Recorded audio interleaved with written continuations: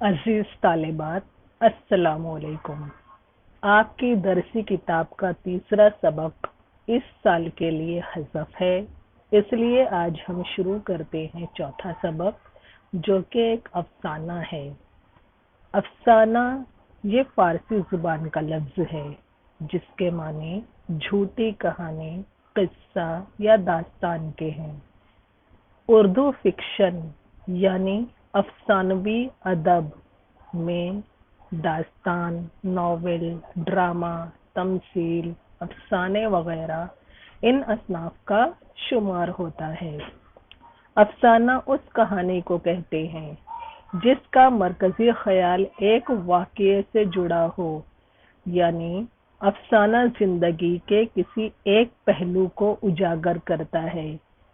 ये एक मुख्तसर तहरीर होती है। जिंदगी के छोटे बड़े वाक़यात अफसाने के मौज़ूआत हो सकते हैं। ये वाक़यात सच्चे या ख़याली भी हो सकते हैं। तो आगाज़ करते हैं सफ़हा नंबर 20 पर मौजूद अफसाना ओवरकोट का।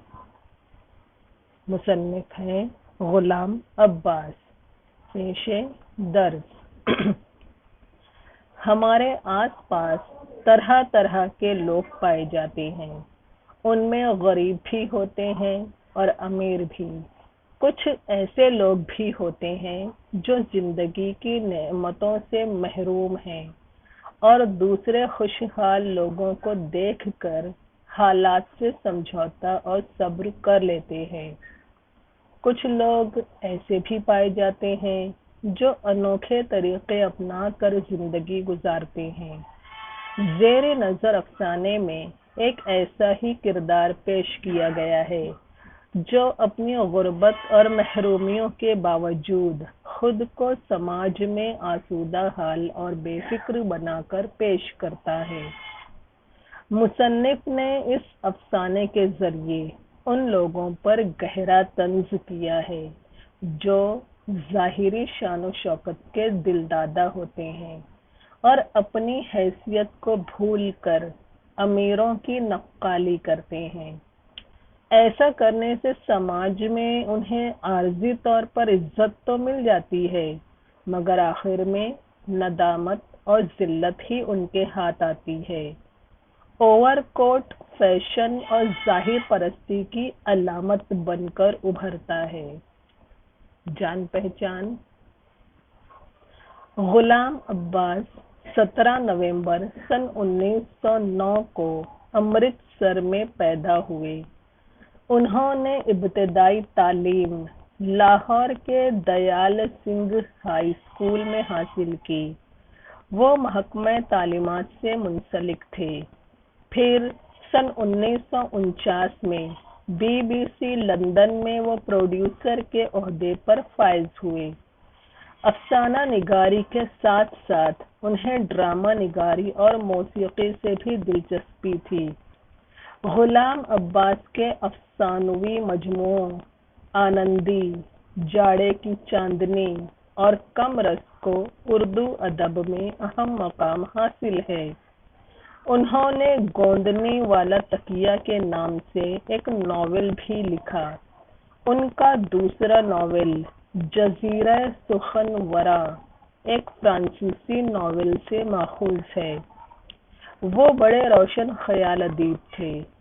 उनकी अदबी खिदमत के पेश नज़र उन्हें कई एजाज़ात से नवाजा गया। मुख्तलिफ मगरिबी ज़ुबानों में उनके अफसानों के तर्जुमे हुए हैं। 2 नवंबर सन 1982 को गुलाम अब्बास का कराची में इंतकाल हुआ। जनवरी की एक शाम एक खुशपोश नौजवान, खुशपोश, खुश माने अच्छा, खूब, और पोश अच्छा, पहनने वाला, खुशपोश जो अच्छा पहने, अच्छा पहनने वाला लिबास की बात हो रही है। जनवरी की एक शाम एक खुशपोश नौजवान डेविस रोड से गुजरकर मॉल रोड पहुंचा और चेयरिंग क्रॉस का रुख करके खिरामा खिरामा पटरी पर चलने लगा। डेविस रोड रोड का नाम, मॉल रोड शाहरा का हाईवे का नाम, और चेयरिंग क्रॉस एक चौक का, एक रोड इंटरसेक्शन का नाम है, चौराहे का नाम है। खिरामा खिरामा चलना, इठला कर चलना।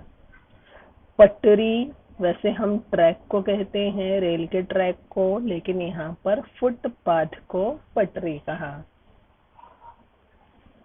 ये नौजवान अपनी तराश खराश से खासा फैशनेबल मालूम होता था। लंबी लंबी कलमें, चमकते हुए बाल, बारीक बारीक मूछें, गोया सुरमे की सलाई से बनाई गई हों। बादामी रंग का गर्म ओवरकोट पहने हुए था। ओवरकोट ऊपरी कोट, लिबास में सबसे ऊपर पहना जाने वाला कोट, अंदर शर्ट वगैरह पहनते हैं, जिसके काज में शरबती रंग के गुलाब का एक अध खिला फूल अटका हुआ था। सर पर सब्ज फेल्ट हैट, इस तरह की सब्ज रंग की फेल्ट हैट इसके सर पर थी। यह खास अंदाज से टेढ़ी रखी हुई थी। सफेद सिल्क का ग्लोबंद, ग्लोबंद माने मफलर, गले के गिर्द लिपटा हुआ। एक हाथ कोट की जेब में, दूसरे में बेद की एक छोटी छड़ी पकड़े हुए जिसे कभी कभी मजे में आके घुमाने लगता था। ये हफ्ते की शाम थी। हफ्ता माने शनिचर का दिन। भरपूर जाड़े का जमाना, जाड़ा सर्दी के मौसम को कहते हैं। सर्द और तुंद हवा, तुंद माने तेज, किसी तेज धार की तरह जिस्म पर आके लगती थी, मगर उस नौजवान पर उसका कुछ असर मालूम नहीं होता था, और लोग खुद को गर्म करने के लिए तेज कदम उठा रहे थे, मगर उसे इसकी जरूरत न थी। जैसे इस कड़कड़ाते जाड़े में उसे टहलने में बड़ा मजा आ रहा हो। उसकी चाल ढाल से ऐसा बांकपन टपकता था कि तांगे वाले दूर ही से देखकर सरपट घोड़ा दौड़ाते हुए उसकी तरफ लपकते, मगर वो छड़ी के इशारे से नहीं कर देता। एक खाली टैक्सी भी उसे देखकर रुकी, मगर उसने नो थैंक यू कहकर उसे भी टाल दिया। अफसाने का मरकजी किरदार एक नौजवान है जिसका हुलिया यहाँ पर बयान हुआ है। वो अच्छे कपड़ों में मलबूस था, ओवरकोट, हैट, मफलर पहने हुए था। उसके एक हाथ में छड़ी और दूसरा हाथ जेब में था। अपनी तराश खराश ज़ेब ज़ीनत वज़ाक़ता से वो बहुत फैशनेबल दिखाई दे रहा था। महीना जनवरी का था, दिन शनिचर का और वक्त शाम का। ये नौजवान लाहौर पाकिस्तान का दारुल हुकूमत है और कराची के बाद दूसरा बड़ा शहर है। तो लाहौर के डेविस रोड से गुजरकर मॉल रोड पर पहुंचा था। ये सब जो जगहों के या रोड्स के नाम आए, ये पाकिस्तान के लाहौर में हैं। तो ये नौजवान लाहौर के डेविस रोड से गुजरकर मॉल रोड पर पहुंचा था। उसका रुख चेयरिंग क्रॉस की तरफ था, यानी वो चेयरिंग क्रॉस की तरफ जा रहा था। मौसम इंतहाई सर्द था, मगर नौजवान पर उस मौसम का कुछ असर दिखाई नहीं दे रहा था। ऐसा लग रहा था जैसे उसे इस सर्द मौसम में टहलने में मजा आ रहा हो। उसके चलने के अंदाज को देखकर कई तांगे वालों ने उससे पूछा कि उसे कहाँ जाना है। उसने अपनी छड़ी के इशारे से मना कर दिया और टैक्सी ड्राइवर को उसने नो थैंक यू कहकर टाल दिया। रास्ते में वो सड़क आई जो लॉरेंस गार्डन की तरफ जाती थी, मगर उस वक्त शाम के धुंधल का सुबह सवेरे तड़के में जो अंधेरा छाया होता है उसे भी कहते हैं, या मगरिब की सियाही को भी धुंधल का कहते हैं, शाम की सियाही को। और कोहरा, फॉग, आप जानती हैं। मगर उस वक्त शाम के धुंधल के और कोहरे में बाग पर कुछ ऐसी उदासी बरस रही थी कि उसने उधर का रुख न किया और सीधा चेयरिंग क्रॉस की तरफ चलता रहा। मलिका के बुत के करीब पहुंचकर उसकी हरकत और सकनात में किसी कदर मतानत आ गई। मतानत माने संजीदगी। उसने अपना रुमाल निकाला और हल्के हल्के चेहरे पर फेरा ताकि गर्द जम गई हो तो उतर जाए। पास ही घास के एक टुकड़े पर कुछ अंग्रेजी बच्चे बड़ी सी गेंद से खेल रहे थे। वो रुक गया और बड़ी दिलचस्पी से उनका खेल देखने लगा। नौजवान की नजर सीमेंट के खाली बेंच पर पड़ी और वो उस पर आके बैठ गया। उस वक्त शाम के अंधेरे के साथ साथ सर्दी और भी बढ़ती जा रही थी। मॉल रोड पर मोटरों, टांगों और बाइसिकलों का तांता बंधा हुआ तो था ही। तांता बंधा होना, सिलसिला जारी रहना।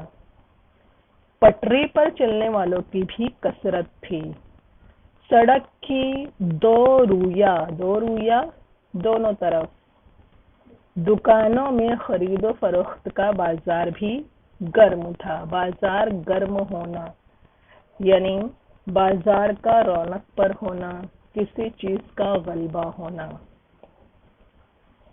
जिन कम नसीबों को न तफरीह तबा की इस्तिताअत थी न खरीद फरोख्त की, वो दूर ही से खड़े खड़े इन तफरीह गाहों और दुकानों की रंगारंग रोशनियों से जी बहला रहे थे। नौजवान सीमेंट की बेंच पर बैठा अपने सामने से गुजरते जन व मर्द को, जन माने औरत, जन और मर्द को गौर से देख रहा था। उसकी नजर उनके चेहरों से कहीं ज्यादा उनके लिबास पर पड़ती थी। उनमें हर वजह और हर कमाश के लोग थे।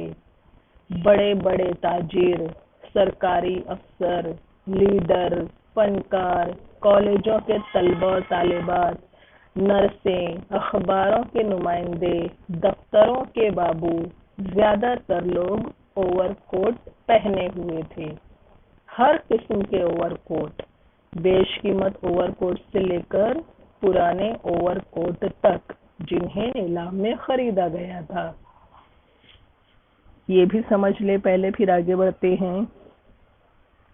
चेयरिंग क्रॉस की तरफ चलते हुए वो सड़क भी आई जो लॉरेंस गार्डन की तरफ जाती थी। लॉरेंस गार्डन अब बागे जिन्नाह के नाम से जाना जाता है। चूंकि शाम का वक्त था और धुंध भी छाई हुई थी, फॉग भी था, इसलिए गार्डन में कुछ उदासी का माहौल दिखाई दे रहा था, यानी एकदम सन्नाटा था। इसलिए बजाय गार्डन की तरफ जाने के वो सीधा ही चलता रहा। जब वो मलिका विक्टोरिया के मुजस्समे के करीब पहुंचा तो उसकी चाल में संजीदगी आ गई और उसने जेब से रुमाल निकालकर चेहरे पर फेरा ताकि गर्द हो तो साफ हो जाए। मुजस्समे के करीब ही कुछ अंग्रेज बच्चे बड़ी सी गेंद से खेल रहे थे। वो रुककर उनका खेल देखने लगा। फिर उसकी नजर एक बेंच पर पड़ी। वो उस पर जाकर बैठ गया। मौसम अब और भी सख्त हो गया था। मॉल रोड पर मुख्तलिफ सवारियों के साथ साथ पैदल चलने वालों की भी कसरत थी। सड़क की दोनों जानिब दुकानों में भी खरीदो फरोख्त बड़े जोरों से चल रही थी। جو لوگ نہ تو چیزیں خریدنے کی حیثیت رکھتے تھے نہ ہی دل بہلانے کی استطاعت، وہ دور ہی سے تفریح گاہوں اور دکان کی روشنیوں سے دل بہلا رہے تھے۔ نوجوان جو اب تک بینچ پر بیٹھا ہوا تھا، وہ اپنے سامنے سے گزرنے والے ہر مرد اور ہر عورت کو غور سے دیکھنے لگا، بالخصوص ان کے لباس کو۔ ان میں ہر طرح کے لوگ تھے۔ کون کون سے؟ ہم نے ابھی پڑھا، تاجر تھے، سرکاری افسر تھے، سب تھے۔ ان میں زیادہ تر لوگوں نے اوور کوٹ پہن رکھا تھا، اور وہ اوور کوٹ بھی قیمتی، مہنگے، سستے، نیلام میں خریدے ہر طرح کے تھے۔ آگے، نوجوان کا اپنا اوور کوٹ تھا تو خاصا پرانا، مگر اس کا کپڑا خوب بڑھیا تھا۔ پھر وہ سلا ہوا بھی کسی ماہر درزی کا تھا۔ اس کو دیکھنے سے معلوم ہوتا تھا کہ اس کی بہت دیکھ بھال کی جاتی ہے۔ کالر خوب جما ہوا تھا، باہوں کی کریز بڑی نمایاں، سلوٹ کہیں نام کو نہیں، سلوٹ رنکل شکن، بٹن سینگ کے بڑے بڑے چمکتے ہوئے۔ نوجوان اس کوٹ میں بہت مگن معلوم ہوتا تھا۔ ایک چھوٹی سی سفید رنگ کی بلی سردی میں ٹھٹھری ہوئی بینچ کے نیچے اس کے قدموں میں آ کر میاؤں میاؤں کرنے لگی۔ اس نے پچکارا تو اچھل کر بینچ پر آ چڑھی۔ اس نے پیار سے اس کی پیٹھ پر ہاتھ پھیرا اور کہا، پور لٹل سول۔ آپ اس کا مطلب سمجھتی ہوں گی۔ اس کے بعد وہ بینچ سے کھڑا ہوا اور سڑک کو پار کر کے اس طرف چلا جدھر سنیما کی رنگ برنگی روشنیاں جھلملا رہی تھیں۔ برآمدے میں بھیڑ نہ تھی، صرف چند لوگ تھے جو آنے والی فلموں کی تصویروں کا جائزہ لے رہے تھے۔ 3 نوجوان اینگلو انڈین لڑکیاں ان تصویروں کو شوق سے دیکھ رہی تھی، ایک خاص شان استغنا کے ساتھ۔ استغنا، لاپرواہی۔ وہ بھی ان کے ساتھ ساتھ مگر مناسب فاصلے سے ان تصویروں کو دیکھتا رہا۔ لڑکیاں آپس میں ہنسی مذاق کی باتیں بھی کرتی جاتی تھیں اور فلم پر رائے زنی تھی۔ پھر وہ تینوں ہنستی ہوئی باہر نکل گئیں۔ تھوڑی دیر کے بعد نوجوان بھی سنیما کی عمارت سے باہر نکل آیا۔ اب یہاں پر نوجوان کے اوور کوٹ کی تفصیل بیان ہوئی ہے۔ اس کا اوور کوٹ تھا تو پرانا، مگر اس کا کپڑا، فیبرک بہت اچھا تھا۔ سلا ہوا بھی کسی ماہر درزی کے ہاتھ کا تھا۔ اس کے کالر، آستین کی کریز وغیرہ کو دیکھ کر ایسا معلوم ہوتا تھا نوجوان اس کوٹ کی بہت دیکھ بھال کرتا ہے، اور وہ اس کوٹ کو پہن کر بڑا مگن اور پرسکون بھی دکھائی دے رہا تھا۔ ایک سفید رنگ کی چھوٹی سی بلی اس کے قدموں میں آ کر میاؤں میاؤں کرنے لگی۔ اس کے پچکارنے پر بینچ پر آ کر بیٹھ گئی۔ اس نے اس کی پیٹھ سہلائی اور انگریزی میں کہا، پور لٹل سول۔ پھر وہ وہاں سے اٹھ کھڑا ہوا اور سڑک پار کر کے ایک سنیما کی طرف چل پڑا۔ تھیٹر کے برآمدے میں زیادہ بھیڑ نہ تھی، چند ہی لوگ تھے جو آنے والی فلموں یعنی نئی ریلیز ہونے والی فلموں کے پوسٹرز دیکھ رہے تھے۔ ان میں تین نوجوان اینگلو انڈین لڑکیاں بھی شامل تھیں۔ وہ بھی شان بے نیازی دکھاتا ان کے ساتھ مگر ذرا فاصلے پر کھڑا ہو کر پوسٹر دیکھنے لگا۔ وہ لڑکیاں باتیں کرتی، فلموں پر رائے دیتی، ہنستی باہر چلی گئی۔ کچھ دیر بعد نوجوان بھی وہاں سے باہر نکل گیا۔ اب 7 बज चुके थे और वो मॉल रोड की पटरी पर फिर पहले की तरह मटर गश्त करता हुआ चला जा रहा था। थोड़ी दूर चल के उसे अंग्रेजी मौसीकी के आलात की एक बड़ी सी दुकान नजर आई। वो बिला तकल्लुफ अंदर चला गया। हर तरफ शीशे की अलमारियों में तरह तरह के अंग्रेजी साज रखे हुए थे। एक हस्पानवी गिटार पर हस्पानिया माने स्पेन, जो एक खूंटी से टंगी हुई थी। नौजवान ने नाकेदाना नजर डाली और उसके साथ कीमत का जो टिकट लटक रहा था यानी प्राइस टैग, उसे पढ़ा। उससे जरा हटकर एक बड़ा जर्मन पियानो रखा हुआ था। उसका कवर उठा के उंगलियों से बांस पर्दों को उसने टटोला और फिर कवर बंद कर दिया। पियानो की आवाज सुनकर दुकान का एक कारिंदा मतलब काम करने वाला, उसकी तरफ बढ़ा। गुड इवनिंग सर, कोई खिदमत? नहीं, शुक्रिया। हाँ, इस महीने की ग्रामोफोन रिकॉर्डों की फहरिस्त दे दीजिए।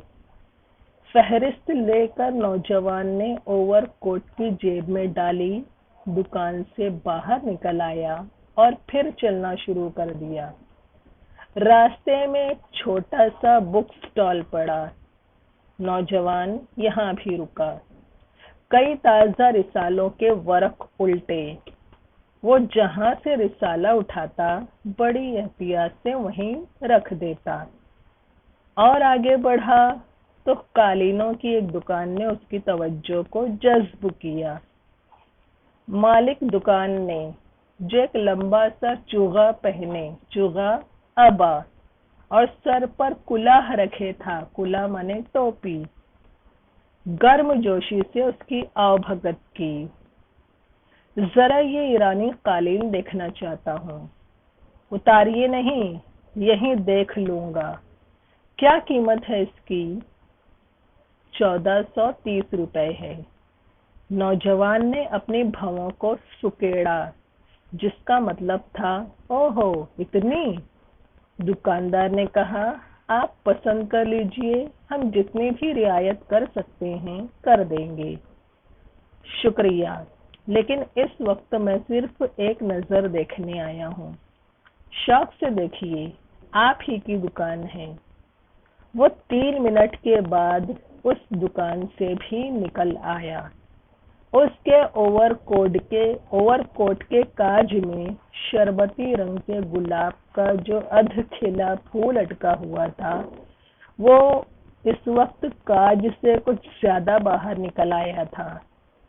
जब वो उसको ठीक कर रहा था तो उसके होंठों पर एक खफीफ माने हल्की और पुर असरार सिर की जमा यानी राज, और पुर की माने होते हैं भरा हुआ, राजों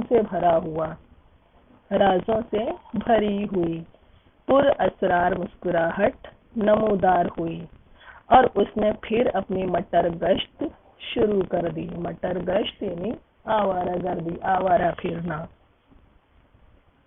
सिनेमा की इमारत से बाहर निकलने के बाद वो फिर मॉल रोड पर यहाँ वहाँ फिरने लगा।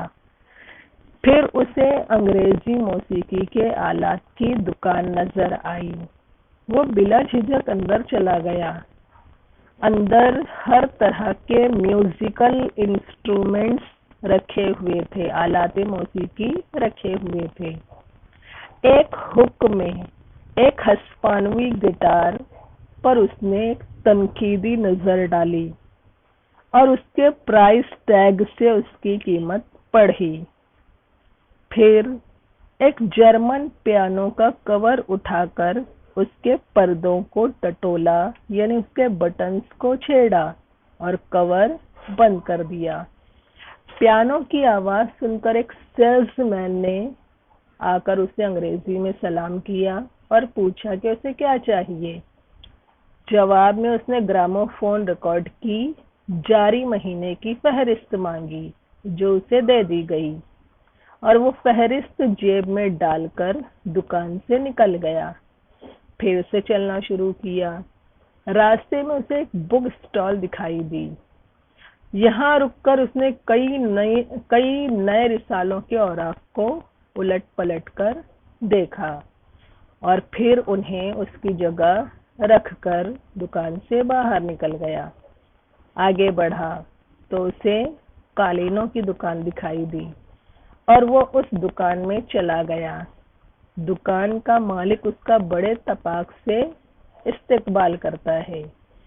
نوجوان اس سے کہتا ہے کہ اسے قالین دیکھنا ہے، پر وہ ایسے ہی دیکھنا پسند کرے گا، وہ نکالنے کی زحمت نہ کرے۔ اس کی قیمت پوچھی، جواب ملا 1430 روپے۔ اپنی بھویں سکیڑ کر نوجوان نے یہ ظاہر کیا کہ بہت مہنگا قالین ہے۔ دکاندار رعایت یعنی ڈسکاؤنٹ دینے کے لیے تیار ہو گیا، لیکن نوجوان نے کہا کہ فی الوقت اسے خریدنے کا نہیں، صرف دیکھنے کا ارادہ ہے۔ دکاندار قالین دیکھنے کی اجازت دے دیتا ہے، لیکن بس 3 منٹ بعد ہی وہ اس دکان سے بھی باہر آ گیا۔